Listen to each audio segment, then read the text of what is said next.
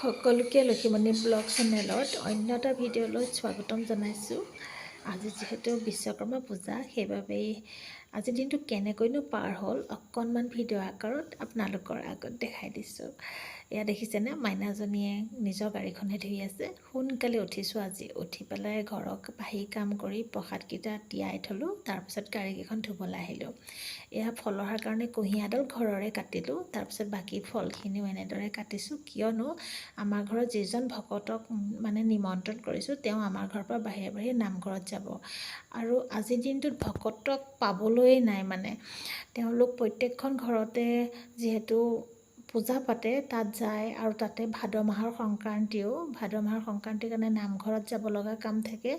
ভকতক পাবলৈ নায়েই আজিৰ দিনটোত।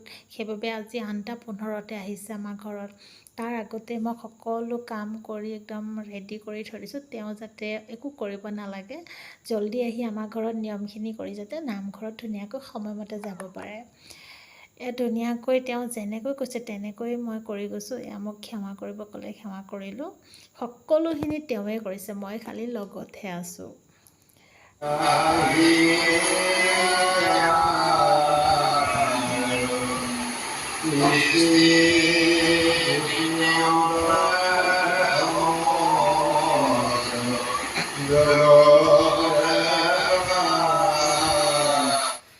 সেৱাটো চমজি দিবলৈ ক'লে, মই সেৱা চমজি দিলোঁ। তেওঁ পুথিপ্ৰসাদ আৰম্ভ কৰিলে।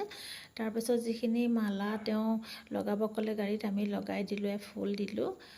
বাহিৰৰ কামখিনি যি কৰিব দিছে কৰি আছোঁ, আৰু ভিতৰত পুথি পঢ়িছে। ইমান ধুনীয়া শুনিছে নহয়, গোটেই ঘৰটো কিবা ভাল লাগি গৈছে আৰু পুথি মাতত।